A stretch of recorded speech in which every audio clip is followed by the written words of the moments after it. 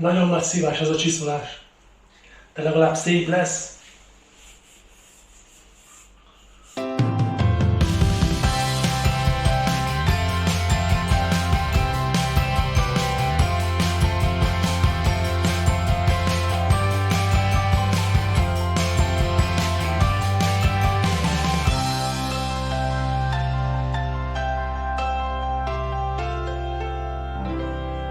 Hello, sziasztok!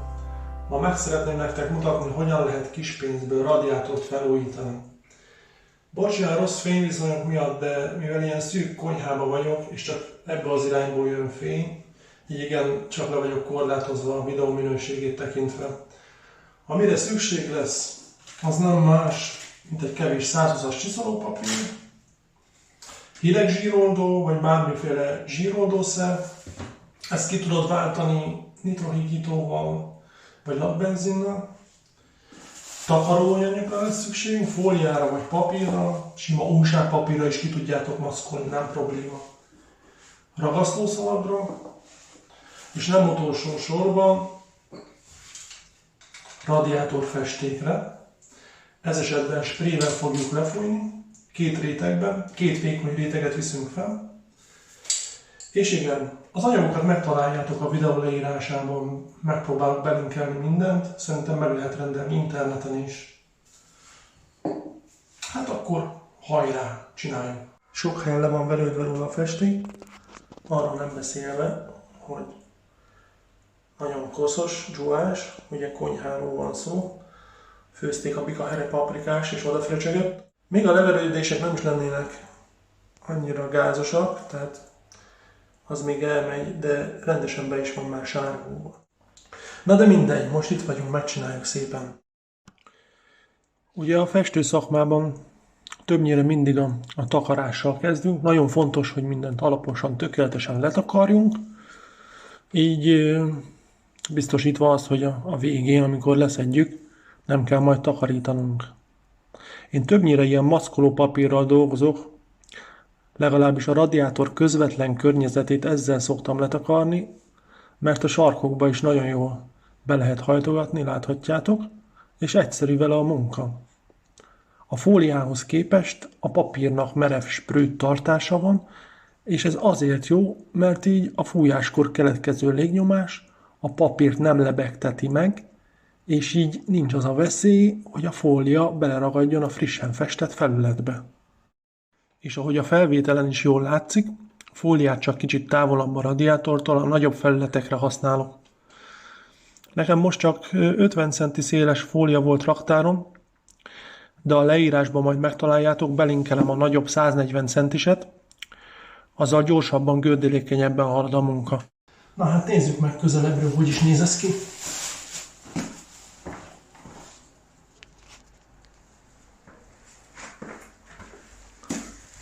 Szépen mindenhol ki van takargatva, ugyanis fújás közben azért ez a festékpor, vagy nem is mondom, festékködnek nevezhető ez inkább, ez minden lyukat megtalál és mindenhol bemegy. Ezért kell időt szánni rá és energiát, és szépen mindent letakarni. Mint ahogy mondtam, én ilyen speciális ragasztópapírt, maszkolópapírt használok, de ezt simán meg lehet csinálni akár újságpapírból, úgyhogy a fólia az meg normális takarófólia, bútortakarófólia. Lehet látni, hogy azért elég nagy vonalúan letakartam. Szóval jobb félni, mint megijedni. Én azt mondom, hogy inkább takarjunk le normálisan, és akkor nem kell takarítani.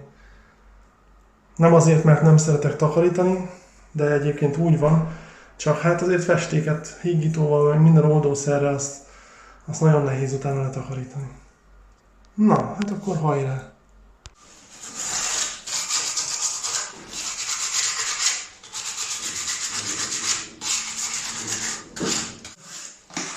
Király!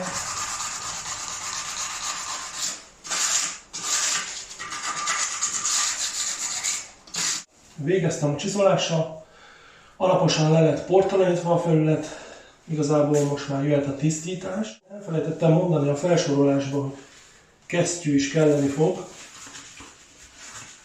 Én ilyen gumírozott kesztyűt használok, nem muszáj extra vásárolni, minden háztartásban van otthon gumikesztyű, az is teljesen megfelel. Na, hát akkor ugye az üres vödörbe töltöttem meleg vizet, ehhez kelleni fog majd egy szivacs. Nekem van egy ilyen félbevágott kannám, ebbe töltöm bele töményen a zsíroldót, és akkor egy ilyen közönséges esettel felhordom jól alaposan. Nem kell spórolni az anyaggal, hagyj vigye le a mocskot. És akkor ezt is két nézetből kell, mint a festékszórást, jobbról is, meg balról is. Lehet látni, hogy ezt a zsíros réteget ezt oldja lefele a zsíroldó.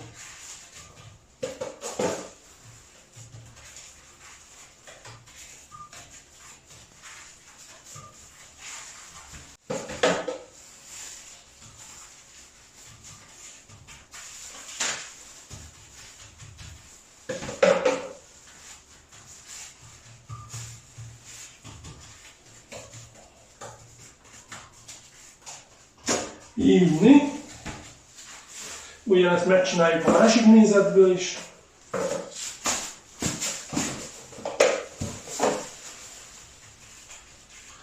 És utána 2-3 percig hagyjuk hatni a zsíroldót, majd ezzel a szivacsal szépen lemossuk róla. És utána még egyszer tiszta vízzel átmossuk. Az a fontos, hogy tisztítás után rendesen, tehát időt kell neki hagyni, hogy megszáradjon, máskülönben az oldószeres zománcfesték nem fog rá tapadni.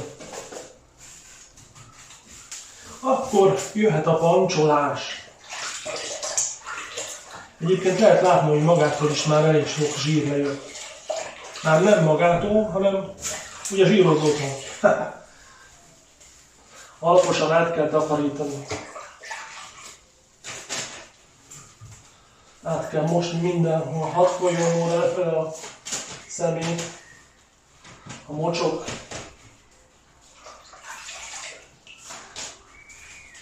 Helyenként nehezen fér hozzá a szivacs. Én amondó vagyok, hogy használni fogok hozzá egy ilyen ecsetet.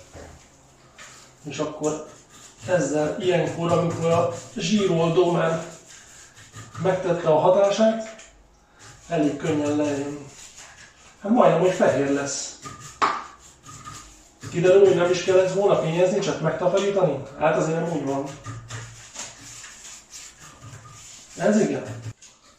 Ez az egyik legfontosabb munkafolyamat, az előkészítés.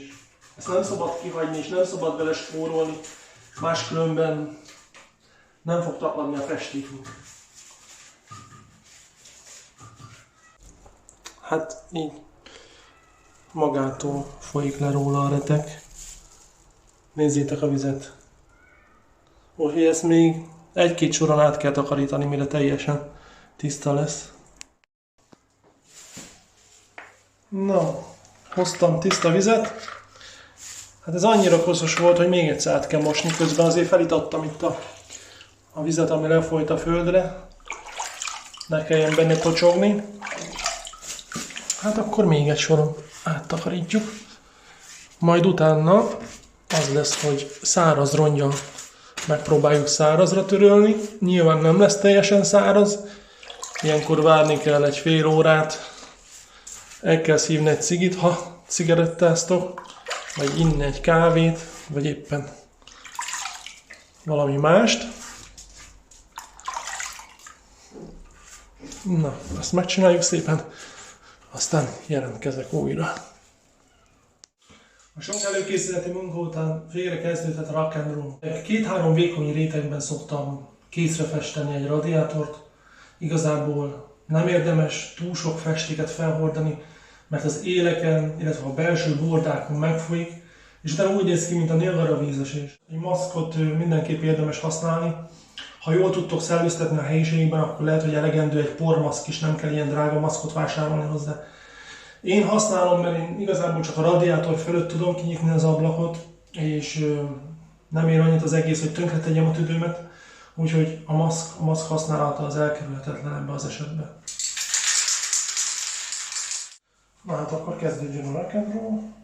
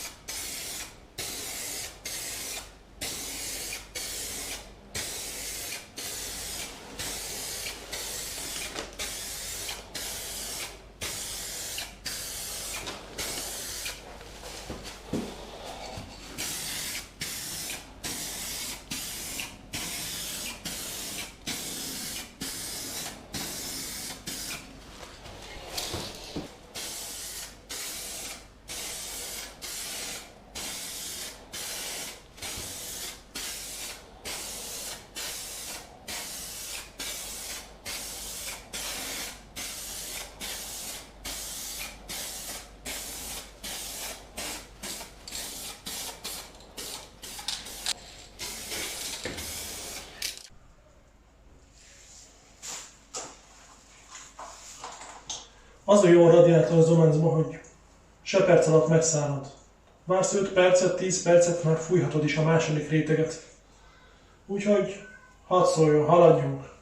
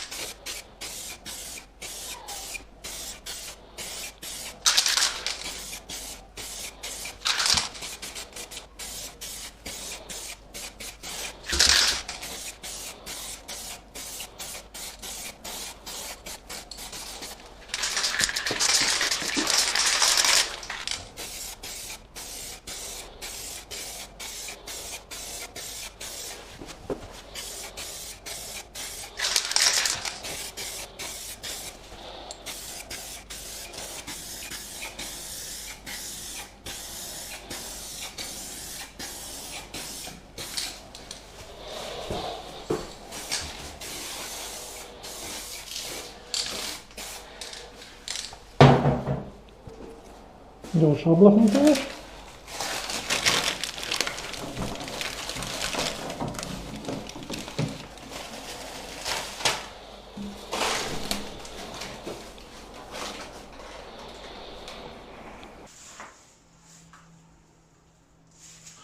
Oké, nagyon szépen szárad, szuper. De úgy látom, hogy szükséges a harmadik sori fényezés, úgyhogy nincs más hátra, mint előre.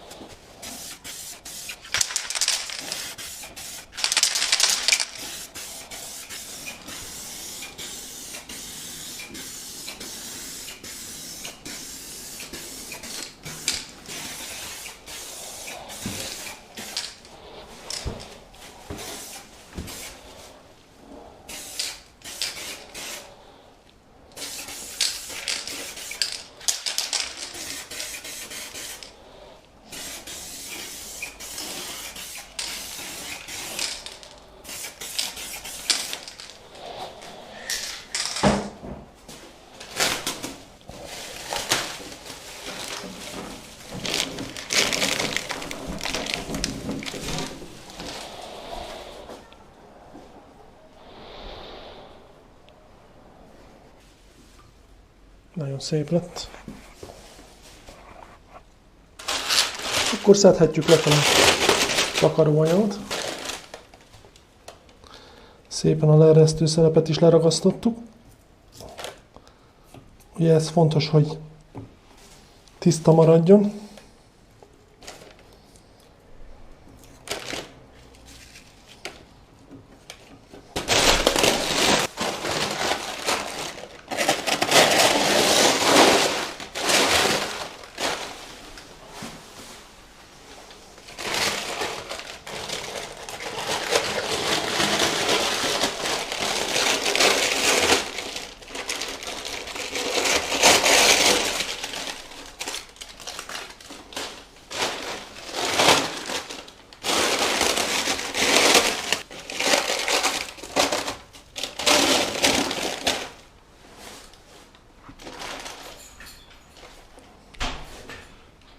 Na, úgy hallom, hogy közben meg a kuncsáv megérkezett.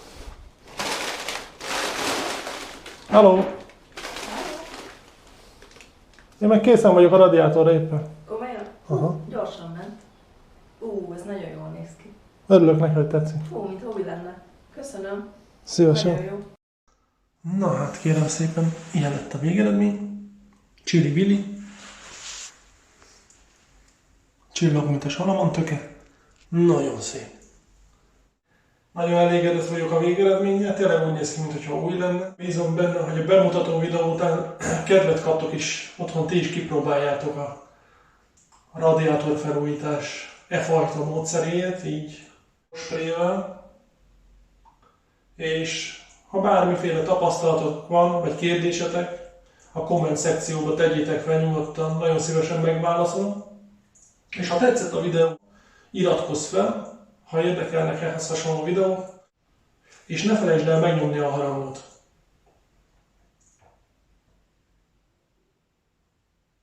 Sziasztok! Hoppá, maradt még egy kis ragasztószal. Meg itt is.